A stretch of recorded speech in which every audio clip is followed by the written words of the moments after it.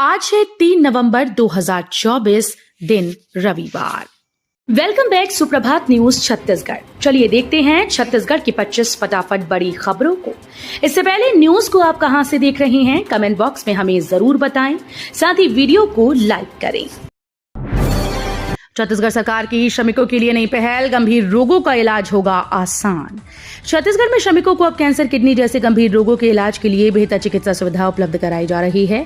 अब श्रमिक औषधालयों से सीधे अनुबंधित निजी अस्पतालों में कैशलेस रेफरल के तहत इलाज करवा सकेंगे। इसके साथ ही बिलासपुर में नया 100 बिस्तर वाला अस्पताल खोलने की योजना भी तैयार की जा रही है। छत्तीसगढ़ में दिसंबर में होने वाली अग्निवीर भर्ती रैली के लिए एडमिट कार्ड जारी। भारतीय सेना भर्ती कार्यालय रायपुर द्वारा आगामी अग्निवीर भर्ती रैली के लिए एडमिट कार्ड जारी कर दिए गए हैं। ये भर्ती रैली 4 से 12 दिसंबर 2024 तक रायगढ़ स्टेडियम रायगढ़ में आयोजित की जाएगी, जिसमें छत्तीसगढ़ के सभी 33 जिलों के पुरुष उम्मीदवारों के लिए अग्निवीर जनरल ड्यूटी, अग्निवीर तकनीकी, Agniveer office assistant, store keeper और अग्निवीर ट्रेड्समैन पदों के लिए चयन किया जाएगा। छत्तीसगढ़ आएंगे नितिन गडकरी। छत्तीसगढ़ में 8 नवंबर से इंडियन रोड कांग्रेस का अधिवेशन शुरू हो रहा है। इस अधिवेशन में देश भर से करीब 3000 प्रतिनिधि शामिल होंगे। इस कार्यक्रम के शुभारंभ के मौके पर उद्घाटन समारोह में केंद्रीय सड़क और परिवहन मंत्री नितिन गडकरी शामिल होंगे।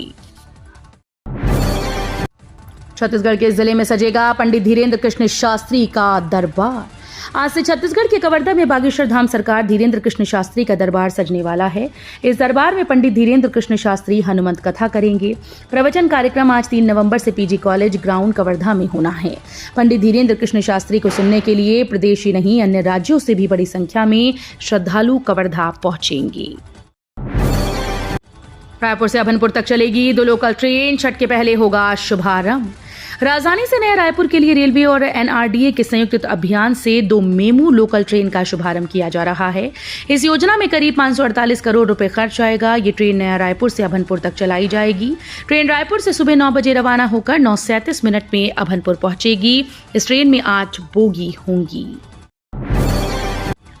एडमिशन के 2 चरणों के बाद भी छत्तीसगढ़ के स्कूल्स में आरटी के 8000 से अधिक सीट्स खाली। शिक्षक का अधिकार अधिनियम के अंतर्गत इस वर्ष निजी स्कूल में 8000 से अधिक सीटें खाली रह गईं। जानकारी के अनुसार प्रदेश में आरटी के तहत दाखिलों के लिए 2 चरणों में प्रक्रिया पूरी की गई।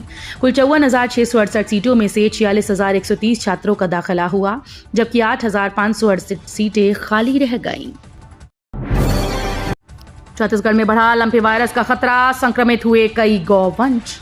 छत्तीसगढ़ में एक बार फिर से लंपी वायरस का संक्रमण फैलता नजर आ रहा है। बताया जा रहा है कि भिलाई के सुपेला में लंपी वायरस का संक्रमण फैल रहा है। इसके फैलने की पुष्टि पशु चिकित्सा विभाग ने की। हाल ही में कुछ दिन पहले इसके लक्षण पाए गए थे। अधिकारियों ने इसे लेकर टाल मटोल का रवैया अपनाया था। खेल और युवा कल्याण विभाग छत्तीसगढ़ द्वारा बस्तर ओलंपिक 2024 का आयोजन।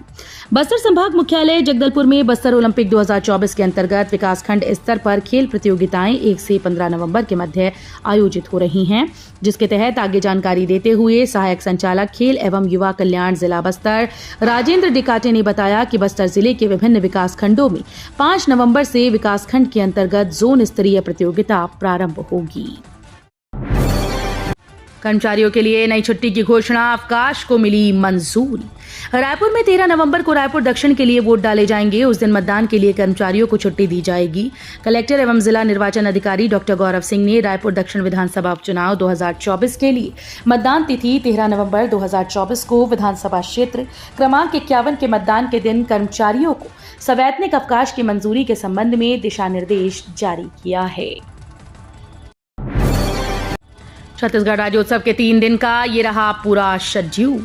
छत्तीसगढ़ में 4 नवंबर से राज्योत्सव की शुरुआत होने की तैयारी बड़े ही धूमधाम से हो रही है। 3 दिन के आयोजन में होने वाले परफॉर्मेंस का शेड्यूल जारी किया गया। इसमें लोक कलाकारों के साथ ही बॉलीवुड के सिंगर भी परफॉर्म करते दिखेंगे। राज्योत्सव के उद्घाटन समारोह में मध्य प्रदेश के मुख्यमंत्री मोहन यादव शामिल होने वाले हैं। चक्रवाती तूफान दाना का छत्तीसगढ़ में असर, बस्तर में 2 दिन होगी बरसात। 5 नवंबर के बाद गिरेगा रात का पारा। छत्तीसगढ़ के दाना महाचक्रवात के असर से अगले 2 दिन बस्तर संभाग के 1-2 स्थानों में हल्की बारिश होने की संभावना है। वहीं प्रदेश के बाकी जिलों में मौसम ड्राई रहेगा। बता दें कि मौसम विभाग के मुताबिक छत्तीसगढ़ में अगले 2 से 3 दिनों में न्यूनतम तापमान में कोई विशेष बदलाव के आसार नहीं हैं। काले धन और चुनावी उपहार पर शिकंजा कसेगी सीजीएसटी की स्पेशल 26। केंद्रीय जीएसटी रायपुर ने काला धन, सोना चांदी और चुनावी उपहार के आवागमन को रोकने के लिए स्पेशल 26 की टीम बनाई है। इसके साथ ही सूचना देने के लिए कंट्रोल रूम भी बनाया गया। अधिकारियों का कहना है कि स्पेशल 26 की टीम का गठन काला धन के साथ ही विधानसभा उपचुनाव का ध्यान रखते हुए किया गया है। छत्तीसगढ़ की नई औद्योगिक नीति लागू, रायपुर कोरबा बिलासपुर में बनेगा इंडस्ट्रियल कॉरिडोर। छत्तीसगढ़ के रायपुर प्रदेश की नई औद्योगिक नीति 1 नवंबर से लागू हो गई। 28 अक्टूबर को साय सरकार की कैबिनेट ने इसे मंजूरी दी। ये नीति 31 मार्च 2030 तक के लिए लागू की गई। नई नीति में तय किया गया कि सर्विस सेक्टर के उद्योग स्थापना को बढ़ावा दिया जाएगा। रिटायर्ड सैनिक, अग्निवीर, कमजोर वर्ग, नक्सल पीड़ित परिवार के लोग, तृतीय लिंग समुदाय के लोग जो उद्योग शुरू करना चाहते हैं तो सरकार उन्हें जमीन, बिजली, पानी की सुविधाओं में छूट देगी। रेल यात्रियों के लिए खुशखबरी, आज से चलेगी छठ पूजा स्पेशल ट्रेन।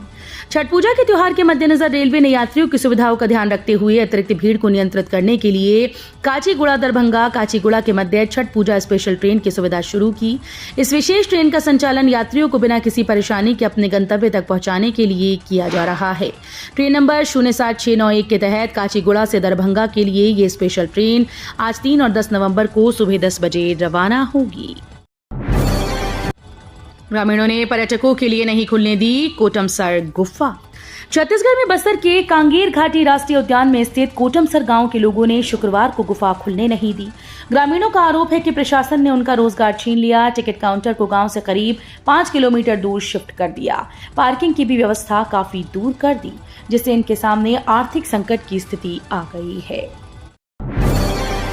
ऑडियोलॉजिस्ट और साइकोलॉजिस्ट के पदों पर होगी भर्ती।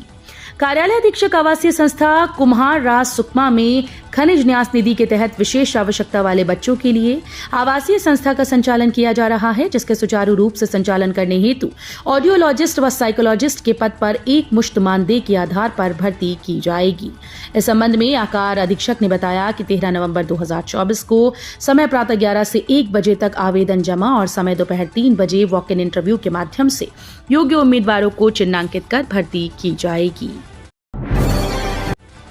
ड्रग्स स्मगलर्स के पास करोड़ों की संपत्ति, बिलासपुर में जांच के लिए अब सीए की मदद।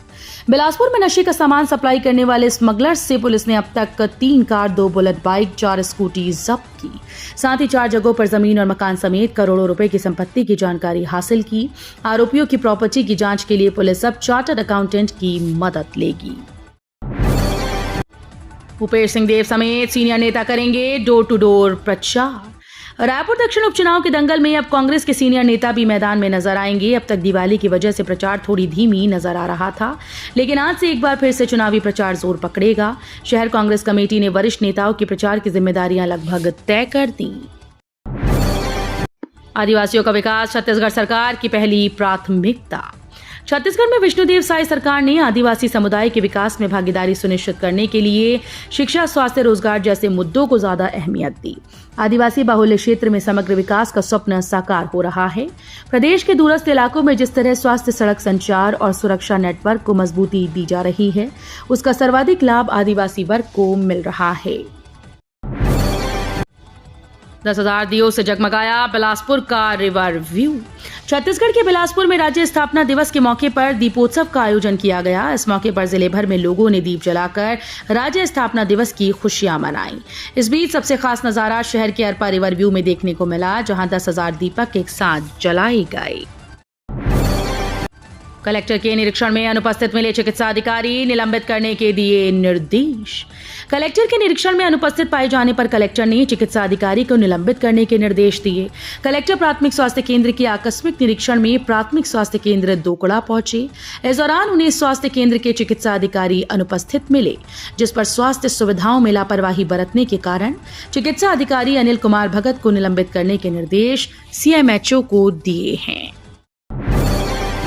पूर्व सीएम भूपेश बघेल ने बीजेपी पर साधा निशाना। देश भर में शनिवार को गोवर्धन पूजा मनाई गई। इस अवसर पर छत्तीसगढ़ के पूर्व सीएम और कांग्रेस नेता भूपेश बघेल ने देशवासियों को गोवर्धन पूजा की बधाई दी। कांग्रेस नेता भूपेश बघेल ने IANS से खास बातचीत में कहा कि पूरे देश के साथ साथ छत्तीसगढ़ में भी गोवर्धन पूजा को धूमधाम के साथ मनाया गया। बलरामपुर में मिले टाइगर के पगमार्क। बलरामपुर में बाघ के पगमार्क देखे गए, जिसके बाद से वन विभाग की मुस्तैद हो गई। ये पगमार्क रघुनाथ नगर वन क्षेत्र के बभनी गांव में पिछले कई दिनों से देखे जा रहे हैं, जिसके बाद से इलाके में दहशत है।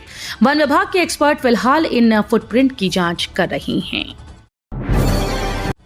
जुआ अड्डे पर पुलिस की ताबड़तोड़ छापेमारी, 11 जुआरी गिरफ्तार। जुए के सजे हुए अड्डे पर पुलिस ने छापेमारी की है। इस कार्रवाई में पुलिस ने 11 जुआरियों को गिरफ्तार किया।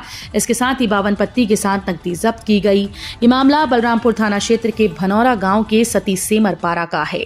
जानकारी के मुताबिक मुखबिर से सूचना मिलने पर पुलिस की टीम ने ग्राम भनौरा के सती सेमर पारा में घेराबंदी कर रेड की। मौके पर 52 पत्तियों के ताश से जुआ खेलते 11 लोगों को गिरफ्तार किया गया। बढ़ते प्रदूषण पर रोकथाम के लिए एचएमएस ने श्रमिक चौक में दिया धरना।